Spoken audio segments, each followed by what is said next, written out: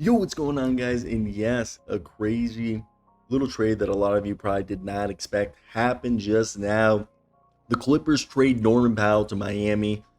Jazz get themselves a bunch of players in Kevin Love and Kyle Anderson, while the Los Angeles Clippers get themselves John Collins, according to Shams Charania. Before we start today's video, I'd like to hear your thoughts down below in the comment section. What do you think of this deal? And do you guys agree? I think this might be a win situation for everybody.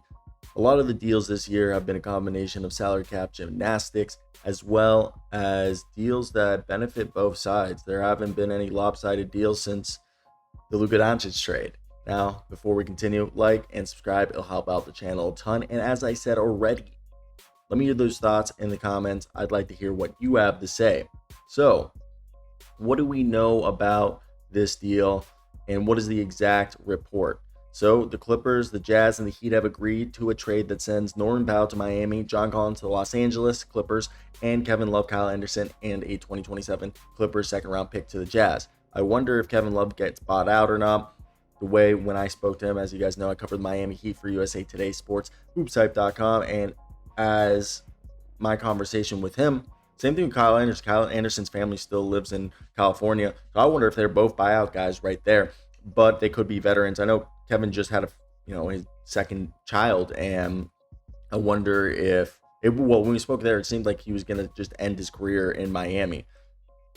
Now let's talk about it. Why did Miami do this? Miami had the sixth worst scoring offense last year. They were under league average field goal percentage, 46.5%, and they made under 14 made threes per game. They needed another scorer next to Tyler Hero and Bam Adebayo and Andrew Wiggins, and hopefully it seems to be that our boy by the name of Mr. Davion Mitchell, Simone Fontecchio are all guys who can also score for this team. And the crazy part is they were able to do this while still maintaining Terry Rozier on the roster, while not being stuck with Rozier on the roster. Even though I've interviewed Rozier and he's a nice guy, talked to him. So let's move over to why Los Angeles did this. And this is one that I think Los Angeles, out of all the teams, they're probably the ones pulling the strings and getting this done. And Los Angeles did this because they had the 10th worst offense in terms of scoring, 113 points per game. It was really just the lack of athleticism and just switchability, especially at the power forward position. And just whenever Zubats came on, they didn't have a guy to be a change of pace. And even though Zubats was a great rebounder, they didn't really have a bunch of rebounders outside of him. So bringing in somebody like a John Collins is going to help bring up the rebounding numbers, gives you a lob threat for James Harden, who loves those. He's able to, vertically space the floor. And this is one I've always said. We've seen glimpses of what John Collins could be, and I'm not saying John Collins is ever going to fulfill that untapped potential that we thought he is. He has all the tools to be the best power forward in the league, not saying that he is, but the Clippers went out, got the best reinforcement that they could in the front court position without sacrificing any of their depth. And that's the biggest thing to me, is that when you look at that team, especially with a starting lineup now of Zubats, John Collins, Kawhi Leonard, and I'm assuming we're going to go with either Chris Dunn or maybe Nick. That's where I'm thinking, either Bogdan. I think they like Chris Dunn starting there. So, and you have Derek Jones Jr. We'll pull up the depth charts here in a second, but let's talk about why Utah did this if they don't buy out the guys. This is a team that they're probably just starting to take the steps forward to be a competitive roster. They want to bring more adults in the room, and their offensive flow at times stagnates. I know that's because they have some guys who like to dribble the air out of the ball, but having Kevin Love who can help space the floor and play both front court positions. Kyle Anderson is a point forward who's going to organize sets and help mentor the young core with both of them, or they can just buy them out and create roster spots, and then those guys can go to, obviously a contending team or whatever they would like. And they get themselves, a 2027 pick as it adds draft capital to their draft war chest of picks. So currently, if they keep everybody, this is what the Utah Jazz would look like. Shout out my work, hoopshype.com, for this. Isaiah Collier, Ace Bailey, Larry Markkinen, Kyle Filipowski, Walker Kessler. You got Walter Clayton Jr., Bryce Sensabaugh, Kyle Anderson. I don't think Cody Williams would be in the second rotation. Taylor Hendricks, if his leg is good, would be there. Josip Nurkic, Keontae George is probably going to duke it out with Bryce and Walter for that backup spot, and probably starting spot with Isaiah Collier. Those four are probably going to, compete for the top 2 spot in the guard rotation. You got John Tonje, Svi Mikhailou, KJ Martin, Kevin Love, as we said, Taylor Hendricks, Jaden Springer, EJ Harkless on a 2-way.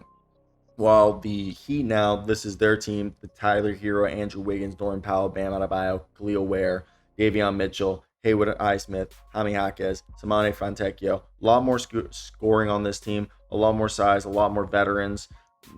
Nikola Jovic, Kasparis Yakachunas, Terry Rozier, Pelle Larson, Keyshawn Johnson, and 2-way for Vlad Golden. And then the Clippers here: James Harden, Chris Dunn, Kawhi Leonard, John Collins, Zubac, Bogdan Bogdanovic, Nicholas Batum, Derek Jones Jr., Brooke Lopez, Seth Lundy, Cam Christie, Kobe Brown, and Yannick Niederhauser. Then you have Trenton Flowers, Patrick Baldwin joining Seth Lundy as a part of that 2-way. So to me, I think that's where one part in all this that it gets interesting, as if we want to just touch on this, I'm going to leave like the screen that shows what we know about it.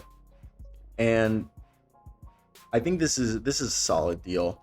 As I said, the Heat, they got younger. They moved off of guys that they probably were already planning on moving off of, it seems.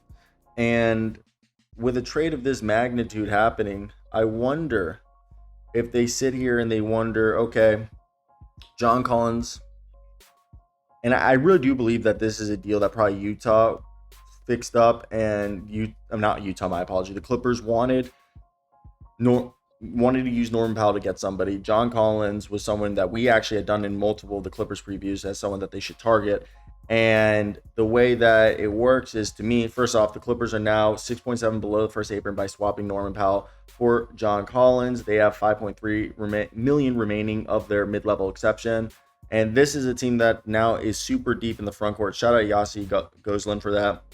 And then the Heat are now hard capped to the first apron by trading Kyle Anderson and Kevin Love for Norman Powell. They're just 3.9 million below it with 14 players, so they can't use the full mid-level exception. You could say, like Yossi said right here, that they're going to be out on Bradley Beal. And yeah, this is just a really solid deal. I think just good work here. Everybody won. It's one of those deals that I do believe that everybody came out and was umboya in a way. So to me, I want to hear your guys' opinion if you made it this far in the video. What do you guys think of this? And are you guys excited, stoked?